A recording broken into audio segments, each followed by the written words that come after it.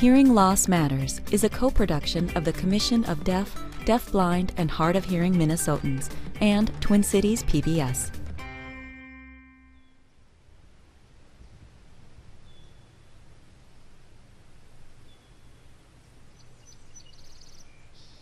I guess it depends on how long you live, but I think it's inevitable. You just have to slow down when you're talking to them, be a little more patient. Yeah, my grandma. She can barely hear us. It's difficult trying to communicate with them and frustrating. It's a story we've all heard. As you get older, you lose your hearing. Conversations become harder to follow. Music doesn't sing like it used to. And your own family starts yelling across the dinner table, which doesn't help, by the way. This is the timeless story of hearing loss. Even today, in the age of commercial spaceflight and instant global communication, it's staggering just how common age-related hearing loss really is. After arthritis and heart disease, it's the third most common chronic condition affecting older adults. 2 out of every 3 of us will experience it personally once we're in our 70s. And of those, 2/3 have noticeable hearing loss before the age of 60. But here's the real problem.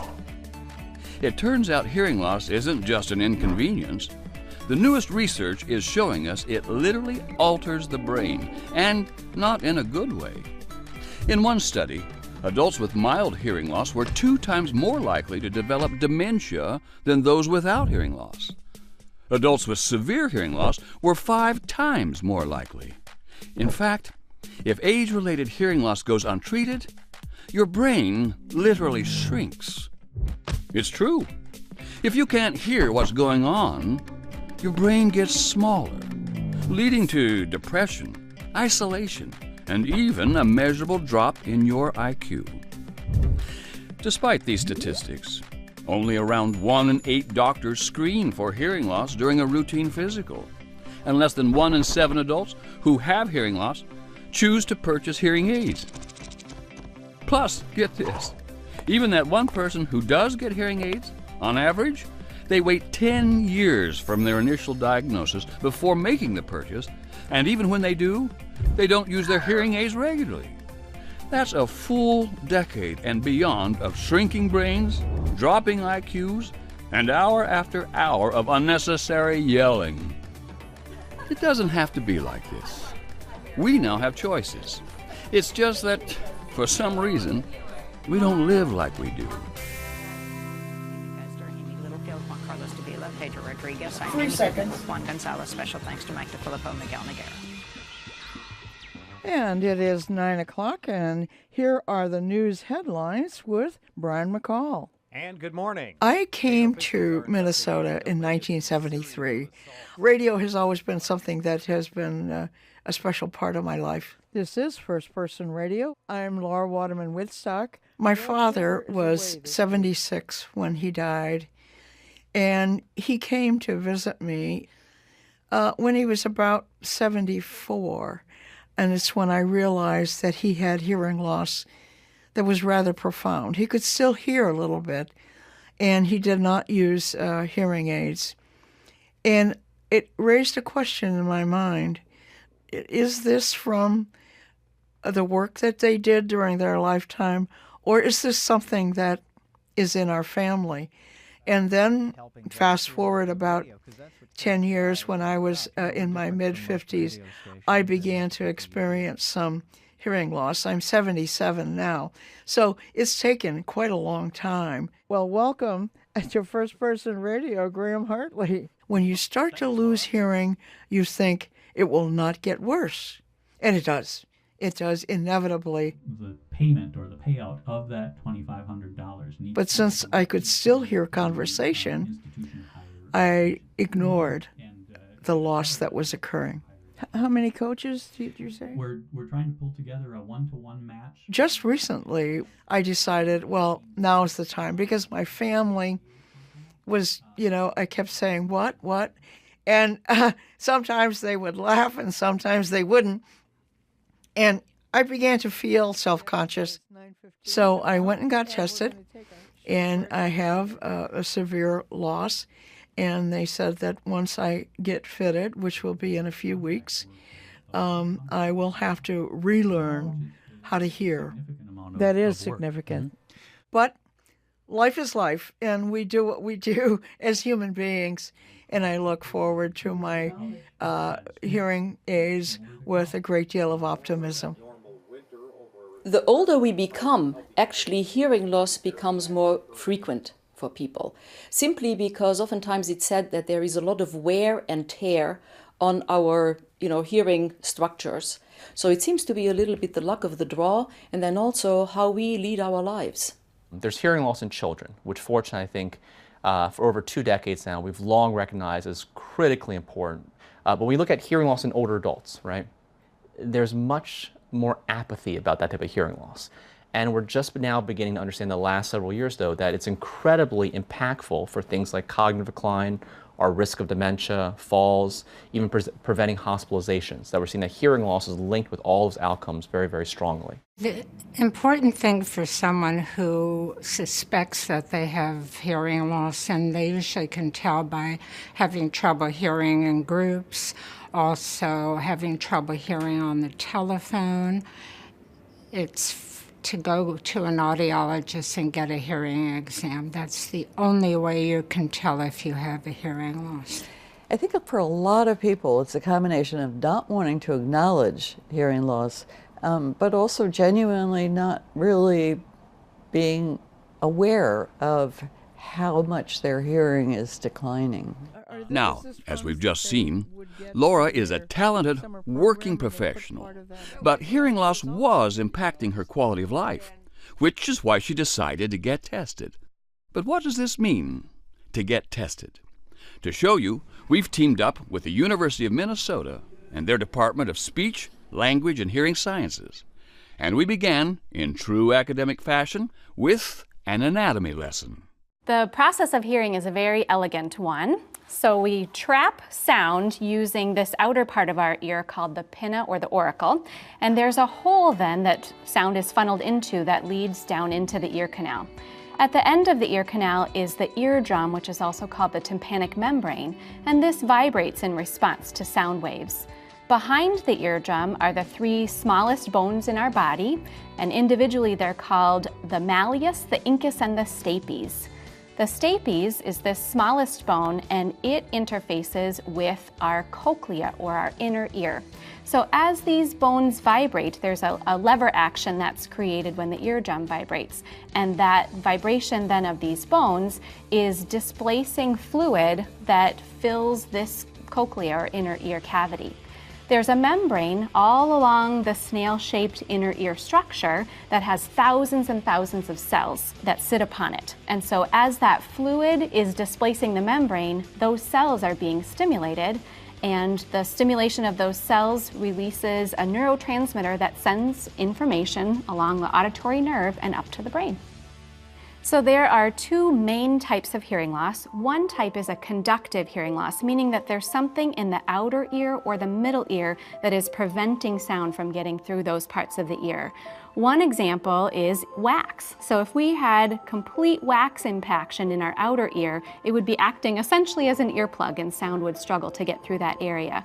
Another example would be if we had fluid building up behind our eardrum in this space we call the middle ear. That might happen if we had an ear infection. That too is almost acting like an earplug, and sound cannot get through. So those 2 areas would create a conductive hearing loss, which can often be medically managed. However, what's more common for adults would be to have a loss in the inner ear. And this type of loss is called a sensory neural hearing loss, which is generally permanent. It's the common hearing loss to see as part of the normal aging process, and it is also the type of hearing loss that would be experienced by somebody who has had noise exposure. Noise exposure damages the cells that are contained within the inner ear, and once they're gone for good. So when you lose hearing as a result of noise exposure, that loss is there for the rest of your life. Thank you, Sarah. And now, let's get tested. The patient you're about to meet is not actually experiencing hearing loss. His name is Dr. Robert Schlock. The answers he's giving are meant to be representative of the typical hearing loss patient. Just generally, what brings you in today? I have trouble hearing in noisy backgrounds. Okay. After the questions, it's common to perform a visual exam of the eardrum to make sure there are no obstructions that would inhibit the evaluation procedure. Perfect. Next, Robert is moved into a soundproof room for a series of tests. Okay, so for this part, we're going to put the headphones on your ears. Just whenever you hear a beeping sound, I'm going to have you press that button there for me, if you will. When Robert is finished, it's time to discuss the results.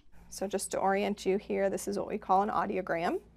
This side here is volume, so very soft sounds going down to very, very loud sounds.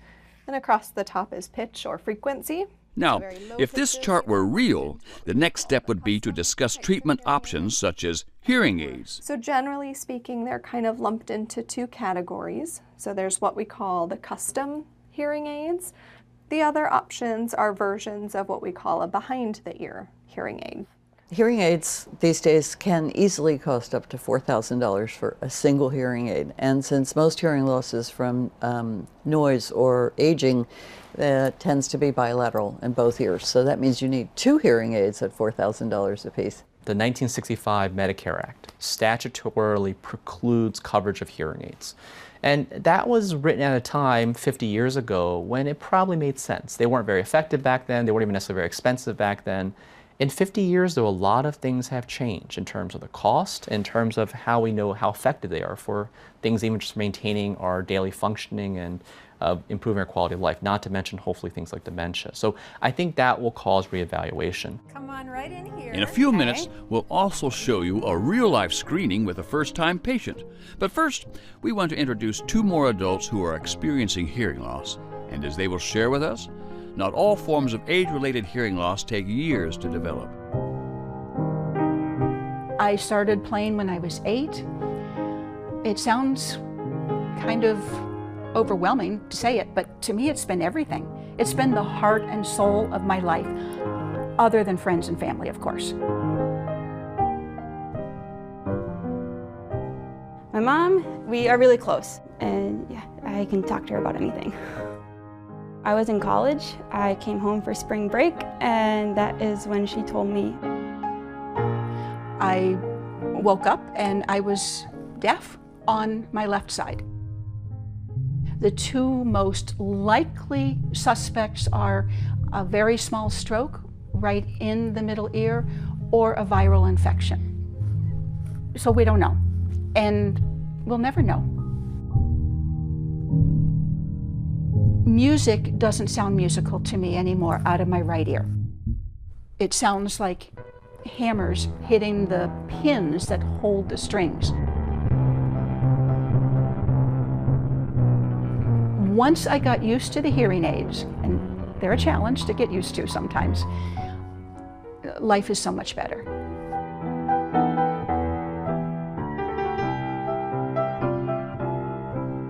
And the day I got it, my daughter and I experimented, and we put on CD after CD, and I could hear everything. It was so amazing.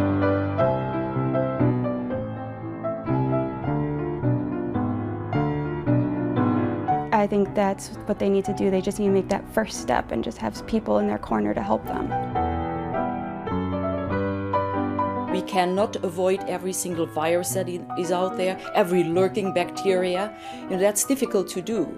And then we also cannot avoid our genetics. When you can't hear well, it's not so much you can't hear actually, it's more that your ear is constantly sending a garbled sound to your brain. So we're learning now that people with even a mild hearing loss, their brains are literally having to work harder, constantly processing that very, very degraded sound. And in turn, that load on the brain likely precipitates or can contribute to faster rates of loss of thinking and memory abilities and your risk of dementia. The fact is that hearing aids these days are small, invisible. They work really well for people with mild to moderate hearing loss, and they can make an enormous difference in how you go about your daily life. Should have a picture of her somewhere. Rick Polsky is a Vietnam veteran. and he represents another example of the many ways hearing loss can enter a person's life. I served in 69, 70 in Quang Tri, Vietnam with P Company Rangers. We did long-range patrols. We're the eyes and ears for the 5th Mechanized Unit. And so you can imagine whispering and having all that noise for the first 5 minutes of your contact. It's deafening, and your ears will ring. You know, it's just the war machine's loud. That's all I can tell you. You know, I never noticed it till I was told I should go in and get it checked, and that was 40 years later. And when I did, they said I've had it a long time, and they gave me 50% bilateral hearing loss. And as soon as I got my hearing aids, I couldn't wear them around my wife because she's been yelling at me for 30 years. You got doctor appointments, you better hear what the doctor's saying or bring an interpreter with you if they can hear, because you know, your life could depend on it. Hearing is definitely key for my survival. I can't hold a grudge, life's too short, because if you get mean or get ugly on something, it's going to carry over into your life. And you know, so I know I've got to live every day like it's my last, and I'm doing it. Yeah, that one bird you hear now, I can hear that loud and clear. You only got one chance around this thing called life, and you want to be able to hear what's going on around you, plus seeing that and your vision, two important things. For many adults like Laura, hearing loss is a gradual process. For others, like Kathleen, it can be very sudden. And for combat veterans like Rick, the origins are hard to miss. But regardless of the cause, many forms of hearing loss can be improved using technology. So let's do a quick overview, starting with the common hearing aid. Hearing aids are actually like prescription eyeglasses. They need to be programmed by an audiologist to match your specific hearing loss. The results can be impressive, but they are also expensive, and they are not covered by Medicare or most insurance policies. Hearables, or personal sound amplification products, are often confused with hearing aids, but are actually over-the-counter solutions. Their quality really varies.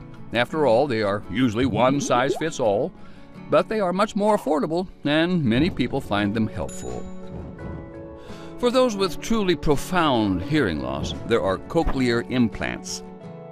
These devices combine a surgically implanted component and a small device worn behind the ear to turn sound waves into electrical impulses the brain can understand.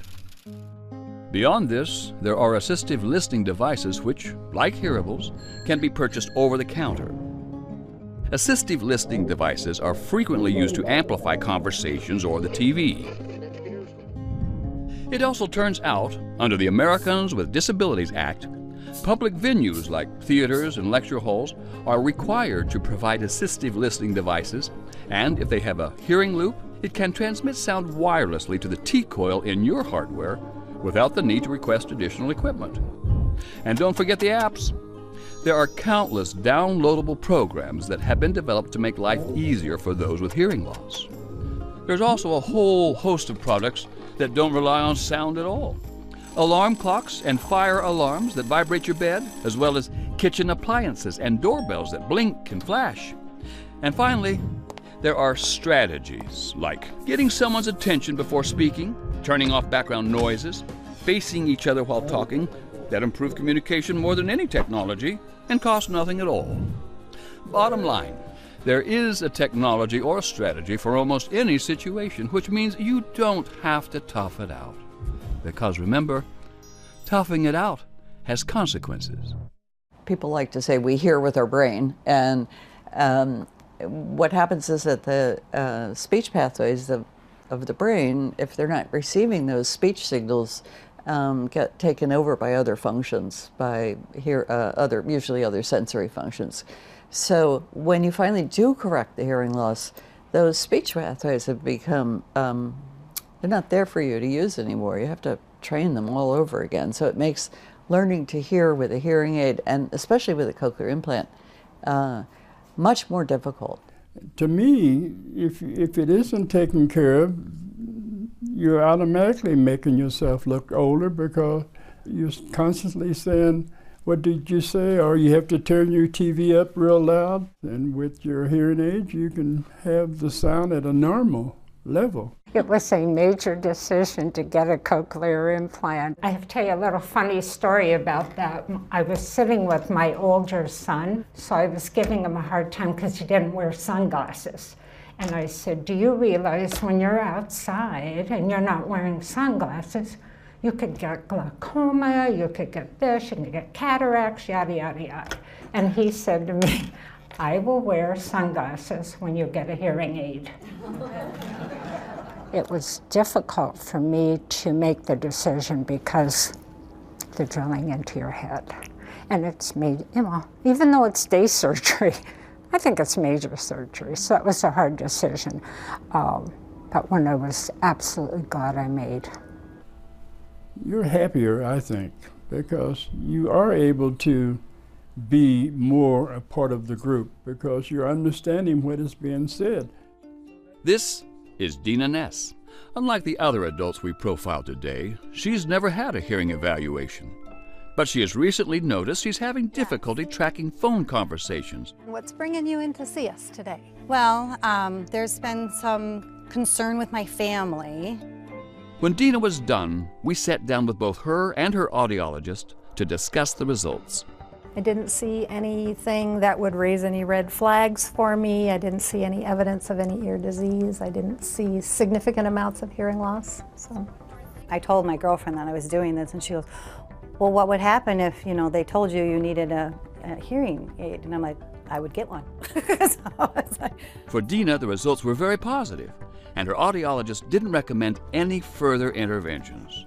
But even so, she's glad she took the time. I was kind of excited to find out what this is. At the end of the day, I wanted to establish my timeline. We're now going to turn our attention back to Laura and Kathleen.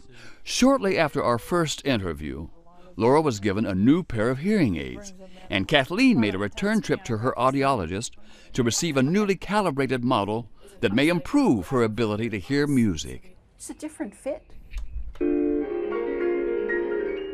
Oh my goodness, wonderful. Oh my God, I can hear it. Oh my gosh, I knew that was the part. It was better. It was a better quality sound. Okay. I couldn't hear every note. Okay. Not that I expected to, but I could hear enough that I had no blank spots. Okay. Well, so far it's good news. Yes. Had I not been seeking treatment and really thinking things through, I wouldn't have figured out how to hear music again.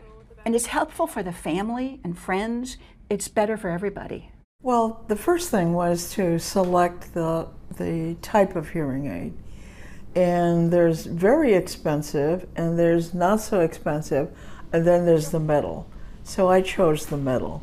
We have raspberries. I was shocked when I first put them on, and because I can hear myself more than anything, and then all of a sudden I started to hear, you know, ambient sound, the clicking of my the car instruments, things like that I just had not noticed in a long time. You know, in the radio show, I can just crank the sound up, and what I get is loud, but I don't get nuance. The difference is with the digital hearing aids is I get nuance. Why did I wait so long? I have no idea. And there you have it, the story of hearing loss as it stands today. As we've seen, or maybe I should say as we've heard, hearing loss is so much more than just a natural part of aging. It's a chronic health condition with all sorts of negative outcomes, from social isolation to a higher chance of falling or crashing, and to an increased risk of developing dementia. In short, it's not just a personal health issue, it's a public health issue. And here's why. With 10,000 baby boomers turning 65 every day for the next 15 years, the number of people with hearing loss is going to increase significantly. And, as we know now from extensive research, adults with hearing loss are 57% more likely to have deep episodes of stress and depression. And social isolation, which often comes hand in hand with hearing loss, is a key factor in morbidity and mortality, not to mention those shrinking brains and diminishing IQs. Hearing loss really is just the first domino in a much larger chain reaction, and all these dominoes together, they lead to increased healthcare costs and more medical interventions, all of which have a real impact on families, retirement plans, and state and federal budgets. So why go down that road, especially when we don't have to? The good news is that treating hearing loss isn't like fixing a heart or replacing a knee. It's an almost no-risk proposition, and it has a direct and positive impact on your quality of life.